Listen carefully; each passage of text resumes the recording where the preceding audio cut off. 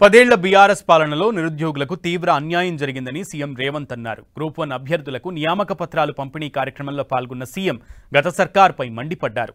10 ఏళ్లు పాలించిన బీఆర్ఎస్ తన కుటుంబాన్ని బాగు చేసుకుందే తప్ప నిరుద్యోగులను ఏనాడు పట్టించుకోలేదని అన్నారు. కొందరు ఈ నియామకాలపై కావాలనే తప్పుడు ప్రచారాలు చేస్తున్నారని మండిపడ్డారు. 2 నుంచి 3 కోట్లు తీసుకుని ఉద్యోగాలు ఇస్తున్నారని అసత్య ప్రచారాలు చేస్తున్నారని ఫైర్ అయ్యారు. కలిసి వచ్చి 2 సార్లు గెలిస్తే ఆ గెలుపు కారణం వాళ్ళు కారణ జన్ములని భావించారు. కాలం కలిసి వచ్చి గెలుపుకు కారణ జన్ములు కావాల్సిన అవసరం లేదు.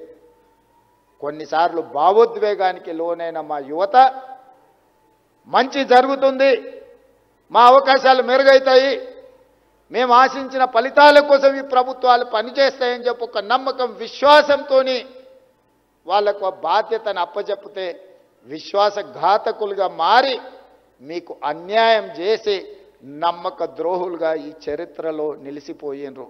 2011 ఉమ్మడి రాష్ట్రంలో గ్రూప్ 1 పరీక్షలు నిర్వహిస్తే 2023 వరకు దాదాపుగా 12 సంవత్సరాలు గ్రూప్ 1 పరీక్షలు నిర్వహించలేదంటే, తెలంగాణ రాష్ట్రంలో 10 సంవత్సరాలు పరీక్ష నిర్వహించలేదంటే ఇంత బాధ్యత రహితమైన ప్రభుత్వం ఎక్కడైనా ఉంటుందా? వ్యక్తులు ఎవరైనా ఉంటారా?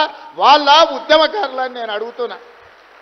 ఏ ఉద్యమం, ఏ శ్రీకాంతాచారి, ఏ ఈశాన్ రెడ్డి, ఏ కానిస్టేబుల్ కిష్టయ్య, ఏ యాదయ్య, ఏ యాదిరెడ్డి ఎర్రకోట ముందల ఉరికొయ్యలకు వేలాడి సాధించిన తెలంగాణ స్ఫూర్తి ఎక్కడున్నది మీలో?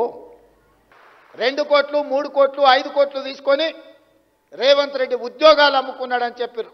నేను అడుగుతున్నా, ఇక్కడున్న 562 మంది ఎన్నికైనా ఎంపికైనా మిమ్మల్ని గుండెల మీద చేసుకొని చెప్పండి, ఎవరితోనైనా ఛాయ్నైనా తాగానా?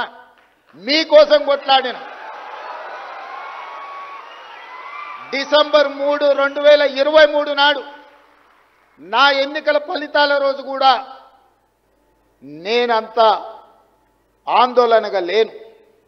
ఏది జరిగేది ఉంటే అది జరుగుతుందని.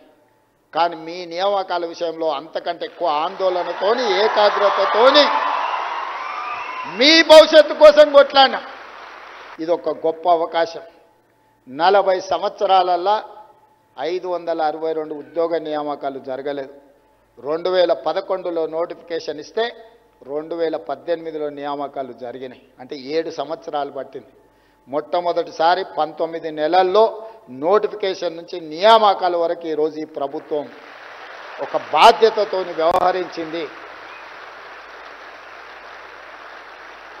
ఈరోజు తెలంగాణ రాష్ట్రం ఒక గొప్ప లక్ష్యంతో ముందుకు వెళ్తుంది.